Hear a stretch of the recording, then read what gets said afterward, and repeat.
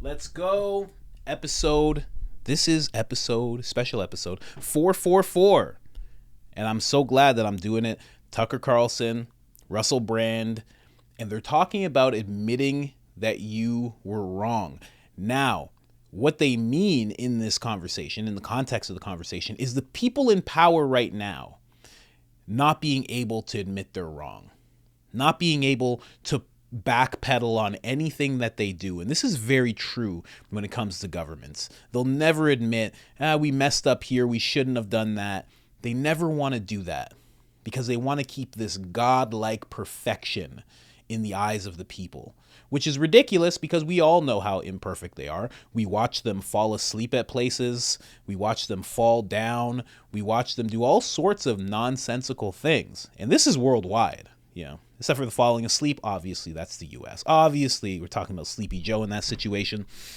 But let's get right into this clip. Very profound stuff they start talking about here, which I would expect no less than Russell Brand to pull that type of talk out of Tucker Carlson. So really interesting clip. Have to bring you to I Am Coach Colin first. That is IamCoachColin.com. This is the newest design that we have here. It is a Soul Not For Sale logo with the red, white, and blue atop of it. Now, if you want to get to this new design, you can go right here. You can see what else we have for you. It's America's Soul Not For Sale. We got tank tops for men and women, t-shirts for men and women, and a hoodie for when it gets colder, because I know you hate to hear this, but it's right around the corner. It's coming. It's coming. We got another 2 months, maybe 3 months, and we're back to freezing weather.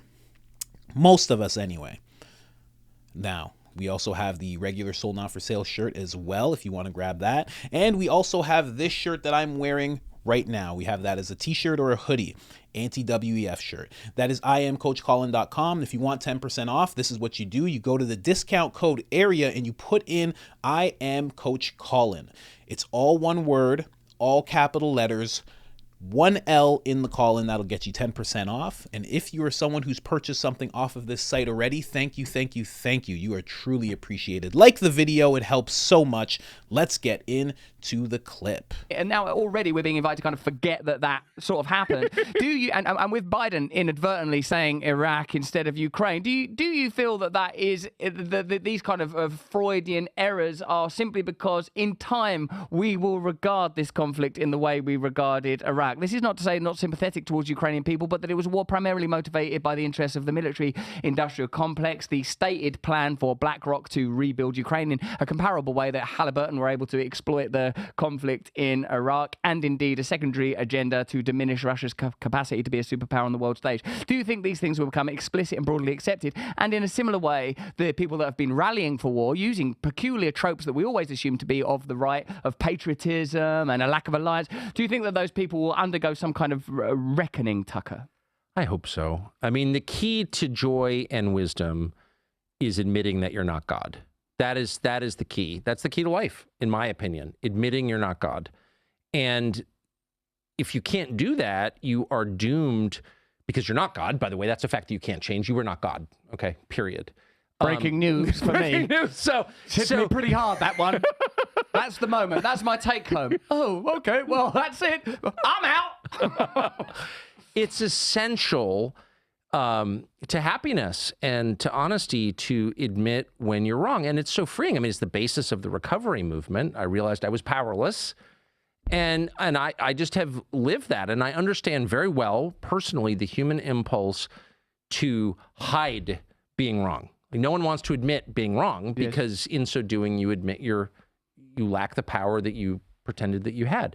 But I just find it so liberating. I was wrong. I thought this. It turned out not to be true. I was wrong. Yes. I didn't know. I am not God. Once you say that, everything, then you realize you have nothing to be afraid of. By the way, everybody already knows what you're lying about. People know who you are. I tell my children this all the time. You think you're getting away with it. Oh, I'm secretly whatever it is. Everybody already knows. And they love you anyway, or they hate you anyway. It doesn't matter. We know, because we can smell. We're like dogs. We know who the other person is instantly. All the pretense is pointless. And so how beautiful is it to just say, nope, here's who I am. Yeah. And they can't. And I look at someone like Tony Blinken, who's our Secretary of State, who's obviously way over his head, not a genius, but probably above average in cleverness, but not, he's not like a great statesman or a great person or whatever. And he feels, I could just watch him on television. He feels this burden to pretend, I'm Secretary of State. I got it all under control. You have no freaking idea, Tony Blinken. Like, you have no idea what's going to happen. You've been wrong again and again and again, but you can't admit it. So you're terrified of being exposed. And this is, I'm not attacking Tony Blinken or singling him out, I hope not unfairly. This is where we all find ourselves. God, I hope nobody knows, whatever it is. I'm secretly gay, or I gained 20 pounds, or I'm actually very vain. Everyone already knows. Calm down, just admit it. And I hope people who are wrong about COVID can take the life-affirming path of admitting the dignity-preserving. When you admit you're wrong, you actually preserve your dignity. When you continue to lie, you lose your dignity. People don't get that. They think it's the opposite. Oh, I was kind of, Stop the bullshit. We all know. Admit it and become fully human. Then you can respect yourself. How can you respect yourself if you're lying? You can't. This is, I believe, the undergirding idea of perennialism by Aldous Huxley, in where he contrasts various theologies and notes that the primary idea, whether it's in the Vedas or coming from Meister Eckhart, is this transcendence of self. The acknowledgement that this vessel, this idea, this synaptic crash of self, this mess of memory and projection can be transcended through and via a connection to God. And Yes. this I was wrong ultimately becomes I was irrelevant. The Russellness is irrelevant. There is a way through this. There is a pathway. The denial of this transcendence, or even this immanent relationship with a higher power, a higher force, defines our age of materialism, rationalism. All things can be measured in ways. This is why you have lumpen and brutal block buildings, abundant, and an annihilation of elegant thatch strewn across the countryside, because there is the denial of beauty. There is a denial of God. And I feel that because they're challenges to our power. The idea that a flower is more beautiful than anything we could create, and that a white pine is more enduring than anything we will ever build. That's such a challenge. The idea that there are mysteries we can't explain. Yes. This is why they call you a conspiracy nut. This is why they become hysterical when you raise questions that challenge their version of events. Because what you're really doing, it's not even about January 6th or UFOs or the Kennedy assassination. It's about revealing their limits. Yes. They don't have the answers, and they can't admit it, because admitting that they don't have the answers is the same as admitting they're not God. And I'm only saying that's the most liberating thing you can do. Wow. Wow. Wow, man. I think that's beautifully said. Beautifully said. Especially the parts about the raising the questions just addresses their limits. That's very true. And that is why so many people have the, okay, here's the deal type of attitude. Okay, let me break this down for you. It's like, because if they don't know, that becomes challenging. That becomes very challenging. It becomes very challenging to look up at the sky and not know if there's aliens or not. It becomes very challenging. I play around with people all the time. Sometimes somebody might think the earth is flat. Some people might think it's round. And on both sides, I'll be like, have you ever been up there? You ever seen it? No? Okay, cool. Then you don't know. And it sucks to just be like, I don't know. Because you're admitting you're God. You're not God. You're admitting your limits. And that sucks as a person.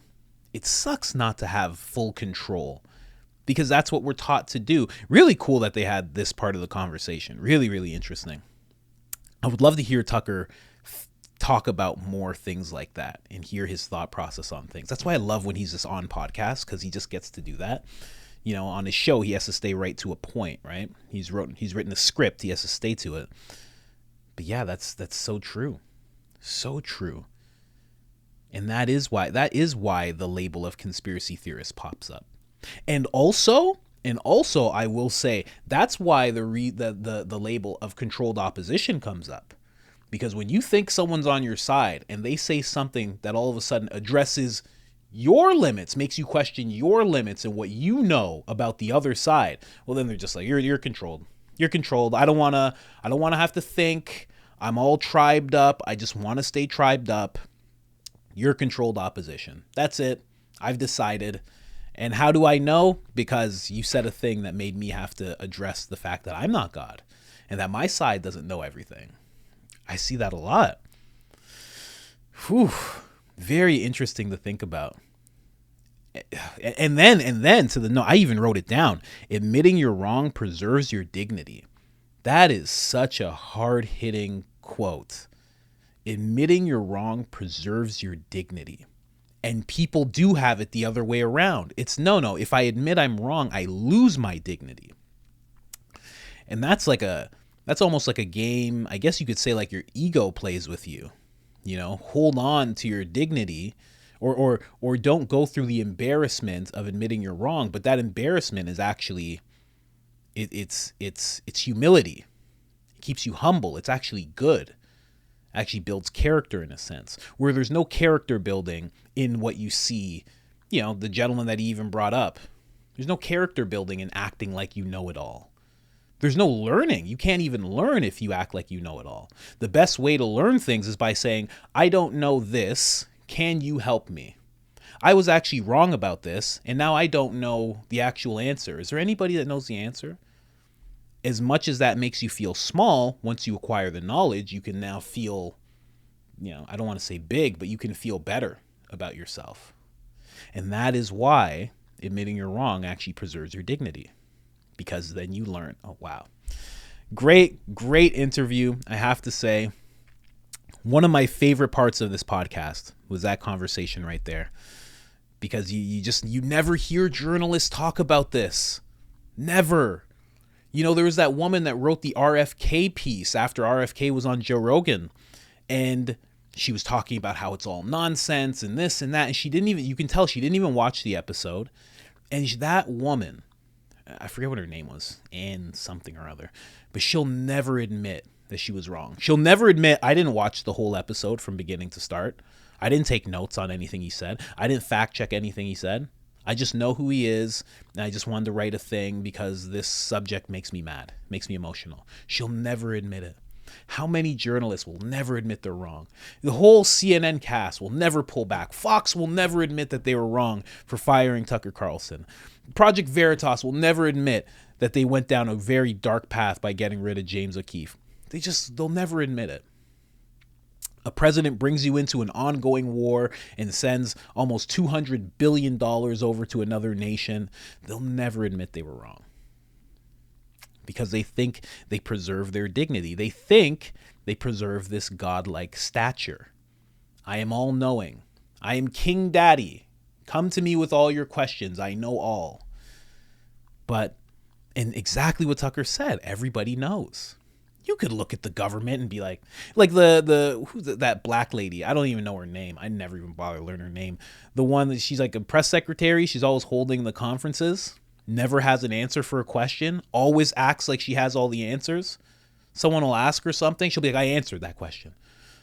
And it's like, we're all adults here. We can all hear that you didn't answer the question. We can all see you stumbling and mumbling over your words that you don't know what's going on. We can all see, just like what happens with Joe Biden.